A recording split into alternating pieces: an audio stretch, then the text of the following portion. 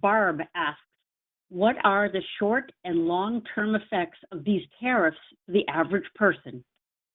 Yeah.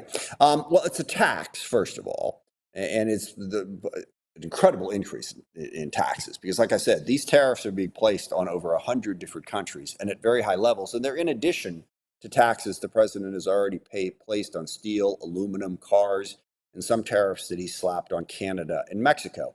So pretty much everything you buy will be more expensive because you're paying a tax in addition to whatever the cost of that good was. So short term, a lot of different prices are going to go up.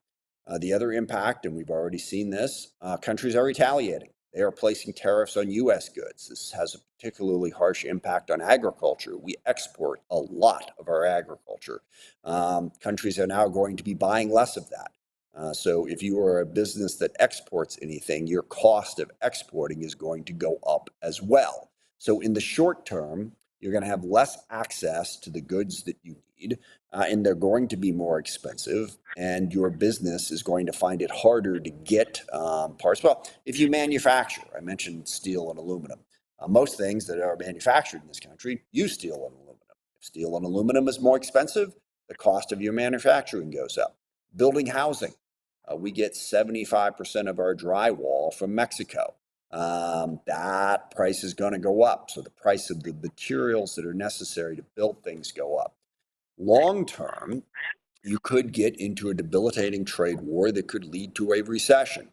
You'll see inflation go up because goods are more expensive, but you will also see businesses making lower investments. Now, one of the things the president says in defense of his tariffs is we want to make more stuff here in the U.S. So the thinking is if it becomes really expensive to import steel, aluminum, drywall, whatever, we'll make it here. The problem with that is a lot of these things, you can't just snap your fingers and create a manufacturing plant for some of these for many of these goods. And it's very expensive to do so, very expensive to build. And in many cases, it's prohibitively expensive. And what I mean by that is they won't do it. Even with greater access to the US market, the cost involved in doing that manufacturing here domestically will be so high that they just won't decide to do it. So you'll simply have less access to the goods that you need, and they will be more expensive. So tariffs can be part of an intelligent economic real policy. You can pick industries where we are competitive in, where we can manufacture, and you can use them to protect that industry and give it a greater competitive advantage in the domestic U.S. market and potentially in overseas markets. There is nothing targeted, tactical, or intelligent about these tariffs. This is an all-out war. Like I said, 100 different countries.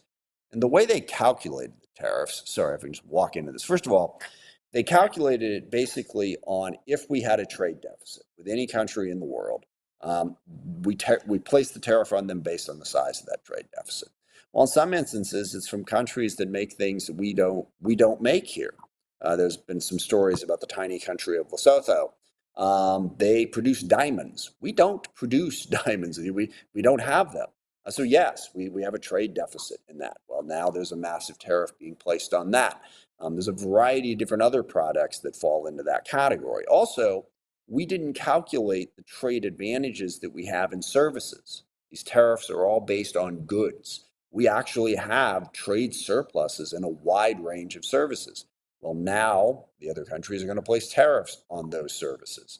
So this was really sort of a just back of a napkin, almost made up calculation that has cast us into a trade war with no particular end in sight.